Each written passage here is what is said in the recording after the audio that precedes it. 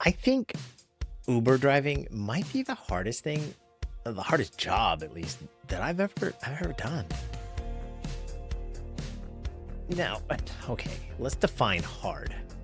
Have you ever seen those videos of the guys working like on the oil rigs, like in North Dakota or West Texas or somewhere, and they're white dudes, but they're covered in black oil, from head to toe, and all you can see is the whites of their eyes, kind of thing. And they look pretty badass. They're really muscular, and just like they're probably making $1 million a year, and that's physically hard. Um, and it was hard when I was in the military at times. It was hard intellectually as far as like being an accountant and an economist and doing some entrepreneur work and things like that. I thought it was hard supervising and managing people. Those are all hard things. And so I'm not saying they weren't hard, but this Uber driving might be the hardest thing I've ever done. And it's not, let me find a way to describe it here for you. Um, the hard thing for me is having the humility to be a servant to your passenger. That's what makes it really hard. I mean, there's challenges in terms of like knowing which trips to pick and what times to drive and things like that. Um, it's physically demanding too, sitting for hours and hours and hours. It's completely unhealthy. But for me, the reason why it's so hard is we have to serve our passengers as well as we can. There's a humility to it. There's a humbleness to it. I don't know. I'm trying to figure out the right way to say it. It's not belittling because I don't feel less than them. And I do get a lot of joy when it's done right, that that mutually exchange between me and the passenger. And yeah, I'm trying to do it to earn a tip to some extent too. But the temptation that I have personally is to be I guess to be like selfish and self-serving and rude. Let me give you some examples here. Um Passengers, when when I show up to come pick them up and they say, give me a minute. I'll be right there. That man, that canned text message might be the one of the most painful things I've ever experienced in my entire life. You know, I'm on a ride and I'm gonna be dropping off a passenger in 5 or 10 minutes, and then Uber gives me a good ride, so I accept it on while I'm in this other ride. So I drive to drop that passenger off, then I have to drive 5 or so minutes to go pick up that other passenger. So I spend like 10, 15, sometimes 20 minutes before I show up. And that passenger knows I'm coming because they've ordered the car, right? They've ordered the ride. And then so I show up and time is money, right? Every minute that we wait is like a pay cut. And so you're like, be right there. And this is the hard part. The hard part for me is to not just cancel and drive away. I lose the money. There's a lot of, but it just makes me so infuriated. And the hard part is to just stop, breathe a little, and say it's gonna be okay. And just say, you know what? I'll just respond to them. And I always say, no worries. Take your time. Because that's the response I would like to get. If I was a passenger and I was inside doing whatever, that's the response I would like to get. That's the response I feel like if I went to Chick-fil-A and I asked for something, the Chick-fil-A workers wouldn't roll their eyes and kick me out of the store. The Chick-fil-A workers would be like, "My pleasure. Take your time." Does that make sense? And the thing that's frustrating for you and me, as opposed to even the Chick-fil-A thing, is it doesn't cost the Chick-fil-A employee any money. They're getting paid a wage, a flat wage or whatever. And don't give me this idea that, hey, we get paid wait time because it's nowhere near the rate at which we accepted the trip. So if we accepted a trip where we're going to get something like, I don't know, $60 an hour, that then when we actually have to sit there and wait, we're getting paid like 8, 9, $10 an hour. It's so horrible. It's gross. And there's a part of me that feels that they're taking advantage of me, the passenger and the apps.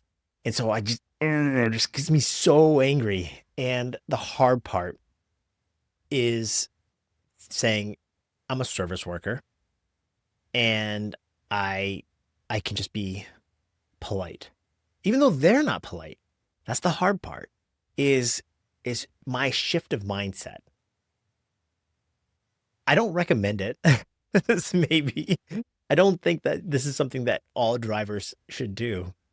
And there are sometimes I've gotten a 3 star and a 4 star and a 1 star every now and then because I have given the passenger a little piece of my mind through some sort of passive aggressive comment.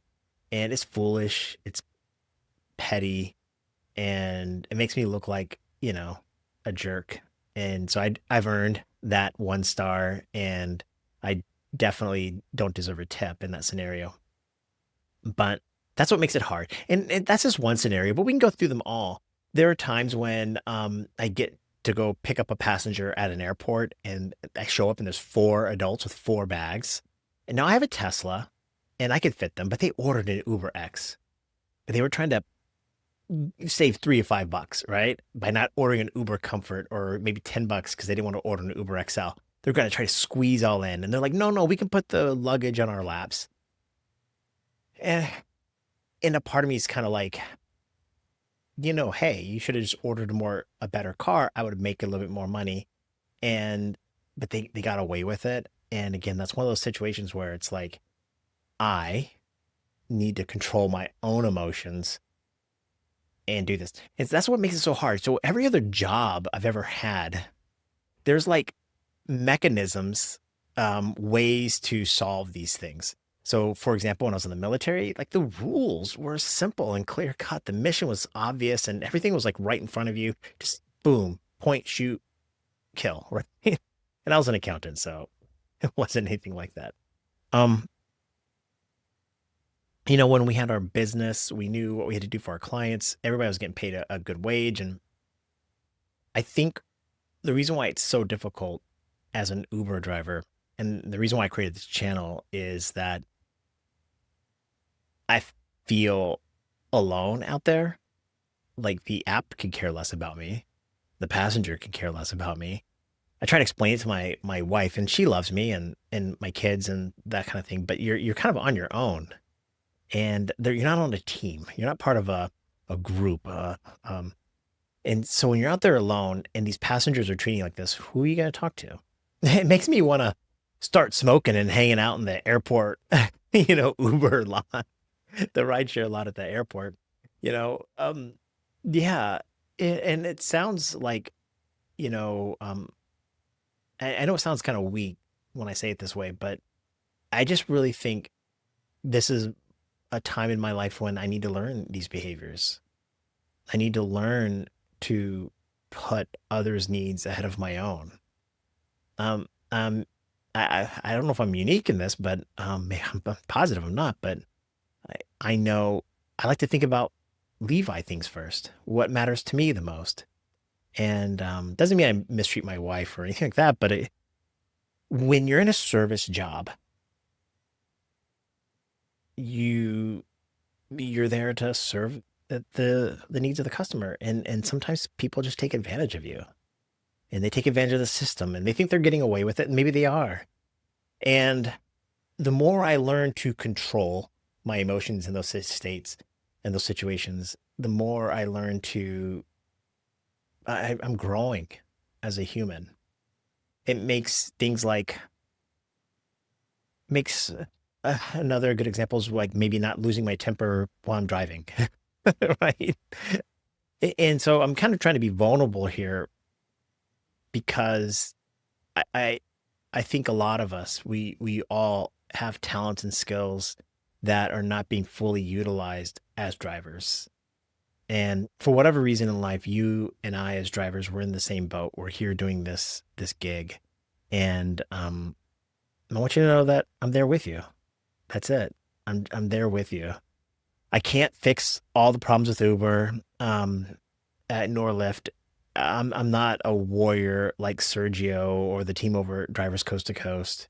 But that's not my calling. My calling is to just be much more of a water cooler kind of guy is what I was thinking about when I started doing this. Yeah, I want to create some sort of system and tools and ways for you to make the most amount of money, but I don't really know. I don't really know how you can make the most amount of money because I don't drive in the city that you drive. I don't drive the car that you drive. I don't have the needs that you have. I don't have the skills that you have. So I can only say, here's kind of what I do. And I've heard other drivers do something like this and they both kind of work. Whatever. I'm cheering for you.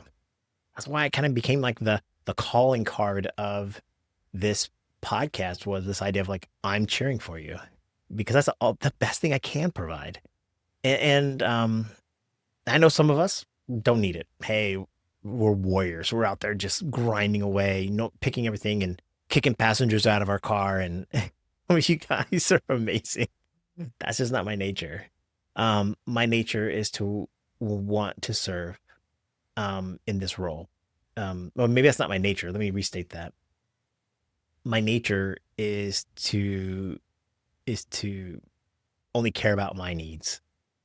And by the simple act of setting up my car in a way, like the music selection, um, giving passengers control over what they need for the air conditioning, loading and unloading bags. If they want to add a stop, my pleasure. That that form of a servanthood, I think, is the way Christ, I think, would do it, right? I'm a Christian, and I want people to see Christ through my actions. And I'm not perfect. God, I want to honk at people, and Lord knows I just want to like, as soon as I see them walk out, give them the bird. Yeah, you're late. So I'm a human. I'm a sinner, and but this role in my life has been helping me get better. And I'm not perfect. If you talk to friends and family, I'm still a guy that, like most of us, we all have selfish needs, and but I'm getting better. And I hope that this finds you in a spot like that too. Now, there's 3,000 some odd subscribers. We've gone over 1 million views on the channel, and I want to get better and better and better at producing content for you guys and what matters most. So please like, subscribe, comment, engage. You see, I engage with people in the channel, and I want you to make the most amount of money that you can while being safe, healthy, and happy, and ultimately enjoying it because it is fun. I think it's fun. And not only that, for 2025, I want you to drive your way. I think a lot of the riders out there, fellow drivers, I should say, give us advice. They say, this is the way you got to do it. I don't know if they know what they're talking about. I'm not saying it's bad advice, but we have to just look at it, listen, and kind of see if that we can implement that somewhere in our driving habits. So again, know that I'm cheering for you. Be well, be safe.